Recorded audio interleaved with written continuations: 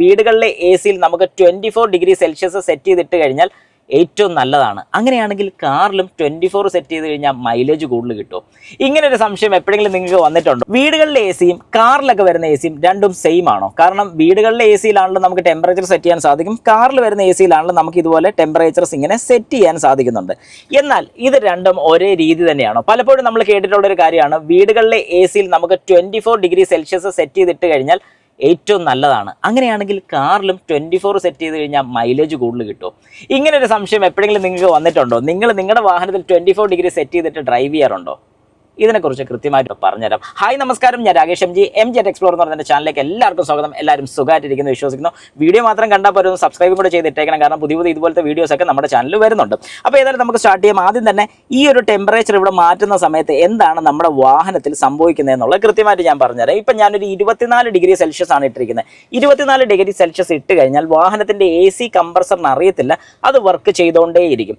നമ്മുടെ വാഹനത്തിൻ്റെ A C cooling coil അഥവാ ഇവാപ്പറേറ്റർ അസംബ്ലി എന്ന് പറയുന്ന അസംബ്ലി ഈ ക്യാബിനകത്ത് വരുന്നുണ്ട്. അതാണ് കൂൾ ചെയ്തിട്ട് ആ തണുപ്പാണ് നമുക്ക് ഇങ്ങോട്ട് വലിച്ച് തരുന്നത്.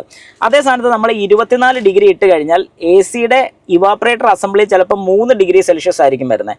ഈ 3 ഡിഗ്രി സെൽഷ്യസും നമുക്കിവിടെ ഹീറ്റർ കോർ എന്ന് പറയുന്നൊരു യൂണിറ്റും വരുന്നുണ്ട്. അതായത് വാഹനത്തിനകത്ത് ഹീറ്റർ കോർ എന്ന് പറയുന്ന യൂണിറ്റ് ഉണ്ട്. അതെന്താണെന്ന് ചോദിച്ചു കഴിഞ്ഞാൽ നമ്മുടെ ഫ്രണ്ടിൽ ഇരിക്കുന്ന റേഡിയേറ്റർ പോലെ തന്നെ ഒരു ചെറിയൊരു റേഡിയേറ്ററാണ് ഹീറ്റർ കോർ എന്ന് പറയുന്നത്. ലോക്കലി അതിനെ കുട്ടി റേഡിയേറ്റർ എന്നും പറയാറുണ്ട്. ഞാനൊക്കെ മാരുതിയിലുണ്ടായിരുന്ന സമയത്ത് നമ്മൾ സ്ഥിരമായിട്ടൊരു വിളിപ്പേരായിരുന്നു അവൻ്റെ കുട്ടി റേഡിയേറ്റർ എന്നുള്ളത്. അപ്പോൾ ഈ കുട്ടി റേഡിയേറ്റർ ഈ ഒരു വാഹനത്തിൻ്റെ, അതായത് ഈ ക്യാബിൻ്റെ പുറകിൽ തന്നെ, ഇതിൻ്റെ അകത്ത് തന്നെയാണ് വരുന്നത്. ഈ ഒരു ഹീറ്റിനകത്തൂടെ കടന്നു പോയി ഈ ഒരു ടെമ്പറേച്ചറിനെ കറക്റ്റ് ആക്കിയാണ് നമുക്ക് ഇങ്ങോട്ട് തരുന്നത്. അപ്പോൾ ഇതിൽ നിന്ന് നമുക്ക് മനസ്സിലാക്കാൻ സാധിക്കുന്ന ഒരു കാര്യം എന്ന് പറഞ്ഞാൽ എ സി കംപ്രസറിന് അവിടെ വലിയൊരു റോൾ ഒന്നും തന്നെ വരുന്നില്ല. A C compressor ascites work ചെയ്യുന്നു, കട്ട് ഓഫ് ആവുന്നു, വർക്ക് ചെയ്യുന്നു, കട്ട് ഓഫ് ആവുന്നു. അതായത് ഇവാപ്പറേറ്റർ അസംബ്ലി അഥവാ കൂളിംഗ് കോയിൽ തണുക്കുന്നതിനനുസരിച്ച് അത് അവിടെ കട്ട് ഓഫ് ആവും, തണുപ്പ് മാറി കഴിയുമ്പോഴത്തേക്കും പിന്നെ ഓൺ ആവും. ആ ഒരു പ്രോസസ്സ് സെയിം തന്നെയാണ്. അതേ സ്ഥാനത്ത് നമ്മളിവിടെ ഇപ്പം ലോ ആണ് ഇടുന്നത്. ഞാനിപ്പം ഏറ്റവും ലോ ഇട്ട് കഴിയുമ്പോഴത്തേക്കും ഹീറ്റർ കോർ എന്ന് പറയുന്ന യൂണിറ്റിൻ്റെ അവിടെ ഒരു ഷട്ടർ യൂസ് ചെയ്ത് അത് ഫുള്ള് ക്ലോസ് ചെയ്ത് ഈ തണുപ്പ് മാത്രം ഇങ്ങനെ കയറ്റി വിടുകയാണ് ചെയ്യുന്നത്. അപ്പോൾ ഇതിൻ്റെ ഗുണം എന്താണെന്ന് ചോദിച്ചു കഴിഞ്ഞാൽ നമുക്ക് ഒന്നാമത്തെ സ്പീഡിൽ, അതായത് ഫസ്റ്റ് സ്പീഡിൽ തന്നെ നമ്മുടെ വാഹനത്തിനകത്ത് ഫുള്ള് തണുപ്പിക്കാൻ സാധിക്കുന്നുണ്ട്.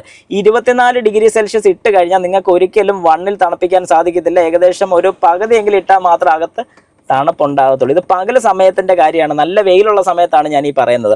ഈ ഒരു കണ്ടീഷനിൽ പോവുകയാണെന്നുണ്ടെങ്കിൽ, അതായത് ഫുള്ള് ലോ ഇട്ട് ഒന്നാമത്തെ സ്പീഡിലിട്ട് നിങ്ങൾ ഡ്രൈവ് ചെയ്യുകയാണെങ്കിൽ ഉറപ്പായിട്ടും നിങ്ങളുടെ വാഹനത്തിന് നല്ല ഫ്യൂൽ എഫിഷ്യൻസി കിട്ടും. 100-ൽ 110% ഉറപ്പ് ഞാൻ പറയാം നിങ്ങൾക്ക് കിട്ടുന്നതായിരിക്കും. കാരണം വീടുകളിലെ എ സിയും വാഹനത്തിൻ്റെ എ സിയും തമ്മിൽ ഒരിക്കലും കമ്പയർ ചെയ്യാൻ സാധിക്കില്ല. രണ്ടും രണ്ട് പർപ്പസാണ്.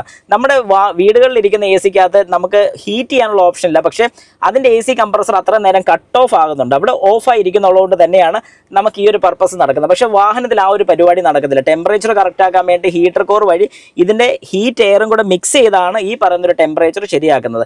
എപ്പോഴാണ് നമുക്കിവിടെ ടെമ്പറേച്ചർ സെറ്റിങ്ങിൻ്റെ ആവശ്യം വരുന്നതെന്ന് ചോദിച്ചാൽ, പകൽ സമയങ്ങളൊക്കെ ഡ്രൈവ് ചെയ്യുന്ന സമയത്ത് നമുക്ക് ഇത്രയും തണുപ്പ് വേണ്ടെന്നുണ്ടെങ്കിൽ തണുപ്പ് കുറയ്ക്കാൻ സാധിക്കും. പ്രത്യേകിച്ച് രാത്രിയൊക്കെ ഡ്രൈവ് ചെയ്യുമ്പോഴാണ് നിങ്ങൾക്ക് ഇത് ഏറ്റവും കൂടുതൽ ആവശ്യം വരുന്നത്. മഞ്ഞൊക്കെ ഉള്ള സമയത്തോ അല്ലെങ്കിൽ മഴയൊക്കെ ഉള്ള സമയത്തൊക്കെ നമുക്ക് മിസ്റ്റ് പിടിക്കുന്ന ഒരു പ്രശ്നം വരികയാണെങ്കിൽ ഈ ക്യാബിനകത്തുള്ള ടെമ്പറേച്ചർ എത്രയാണെന്ന് നോക്കുക. ഇവിടെ 31 ഡിഗ്രി സെൽഷ്യസ് ആണ് ഇപ്പം ഔട്ട്സൈഡ് ടെമ്പറേച്ചർ കാണിക്കുന്നത്. രാത്രി ആകുമ്പോഴത്തേക്ക് ഏകദേശം 27 ഒക്കെ ആകുകയാണെങ്കിൽ ഒരു 2 ഡിഗ്രി അല്ലെങ്കിൽ 3 ഡിഗ്രി കുറച്ച് മാത്രം ഇവിടെ സെറ്റ് ചെയ്തിടുക. അപ്പോൾ ഒരു 25 ഞാൻ സെറ്റ് ചെയ്തു. ഈ ഒരു രീതിക്ക് നമ്മൾ ഡ്രൈവ് ചെയ്യുകയാണ്, ഒന്നാമത്തെ സ്പീഡ് ഇട്ട് ഡ്രൈവ് ചെയ്യുകയാണെങ്കിൽ ഒരു രീതിക്കുള്ള മിസ്റ്റും പിടിക്കുന്നതല്ല, കൃത്യമായിട്ടുള്ള ഇതിൻ്റെ വർക്കിംഗ് ആണ്. അപ്പം നിങ്ങൾ ഇനി മനസ്സിലാക്കേണ്ട ഒരു കാര്യം, ഒരു കാരണവശാലും വീടുകളിൽ 24 ഇട്ടെന്ന് പറഞ്ഞുകൊണ്ട് ഇതിനകത്ത് 24 ഇടാൻ പോകരുത്. ലോ തന്നെ ഡ്രൈവ് ചെയ്യുക. ഇതിൻ്റെ ഫാൻ സ്പീഡ് കൂടുന്നതിനനുസരിച്ച്, അതായത് ബ്ലോവർ ഫാൻ്റെ സ്പീഡ് കൂടുന്നതിനനുസരിച്ച് നമ്മുടെ വാഹനത്തിൻ്റെ ഫ്യൂൽ എഫിഷ്യൻസി മാറും, ഫ്യൂൽ എഫിഷ്യൻസി കുറയും, അതായത് മൈലേജ് കുറയും, കൂടുതൽ നേരെ എ സി കംപ്രസർ വർക്ക് ചെയ്യും. എങ്ങനെയാണെന്ന് ചോദിച്ചാൽ, ഈ ഇവാപ്പറേറ്ററിനകത്തുള്ള തണുപ്പ് പെട്ടെന്ന് വലിച്ചെടുക്കുകയാണ്. സ്പീഡ് കൂട്ടുമ്പോൾ പെട്ടെന്ന് വലിച്ചെടുത്താൽ പിന്നെ ഇത് തണുപ്പിക്കാൻ വേണ്ടി കംപ്രസർ വർക്ക് ചെയ്യും. തണുത്ത് കഴിയുമ്പോഴത്തേക്ക് ഓഫ് ആകും. അതായത് ഏകദേശം ഒരു 2 ഡിഗ്രി തൊട്ട് കട്ട് ഓഫ് ആകും, ഏകദേശം ഒരു 5 ഡിഗ്രി ആകുമ്പോൾ പിന്നെ ഓൺ ആകും.